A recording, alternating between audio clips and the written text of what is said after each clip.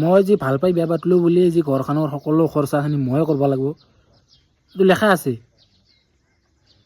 সিওতো সদায় কামে আছে, সি কি খৰচ কৰিব নোৱাৰে 1 টকা একদিনো। মই যদি মাছ মাংস নানো সি নাখে, মই যিদিনা আনো সিদিনাখনি পূৰা খাব।